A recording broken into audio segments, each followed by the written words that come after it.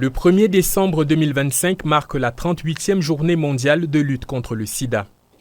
Au Cameroun, cette journée de commémoration est placée sous le haut patronage de la première dame Chantal Biya pour honorer la mémoire des victimes du VIH-Sida, mais aussi pour évaluer le chemin parcouru. Dans le cadre de nos stratégies, de notre lutte contre le VIH, nous avons fait un bond en avant. Les études CANFIA, dont les résultats viennent de nous être proposés, montrent clairement que nous évoluons.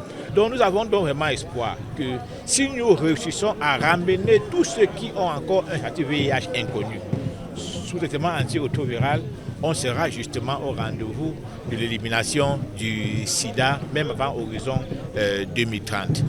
Comme l'évoque le thème « Surmonter les perturbations, transformer la riposte au sida », le sida dans notre pays aura reçu tantôt des coups de poing, tantôt des coups de massue. Et grâce aux immenses progrès accomplis avec la contribution exceptionnelle de la première dame Chantal Biya, envisager le coup de grâce pour mettre fin au sida comme menace de santé publique n'est pas une illusion d'optique.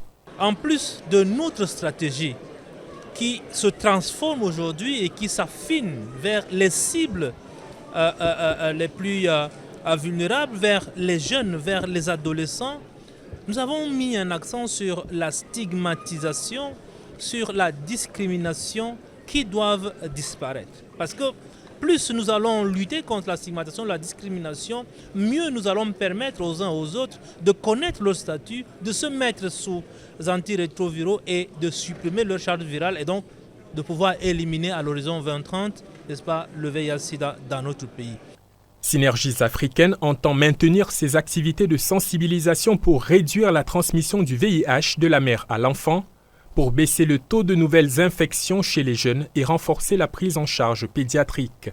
Nous constatons qu'il y a eu beaucoup d'améliorations en ce qui concerne la prise en charge, le dépistage et la mise sous traitement. Nous devons, sur le plan de technique maintenant, dans le cas de déploiement de nos équipes, mettre en place un plan d'intégration pour que tous les programmes mutualisent les efforts et qu'on ait, avec le peu de moyens que nous avons, les meilleurs résultats qui soient. Dans les prises de parole des acteurs de l'événement, l'engagement et le leadership inspirant de Mme Chantal Biya ont été salués, notamment par Taoufik Bakali, le représentant pays de l'ONU-SIDA. En sa qualité de présidente fondatrice de Synergies africaines et d'ambassadrice spéciale de l'ONU-SIDA, la Première Dame lance un appel à la solidarité nationale et internationale pour maintenir la lutte contre le sida au cœur des priorités mondiales.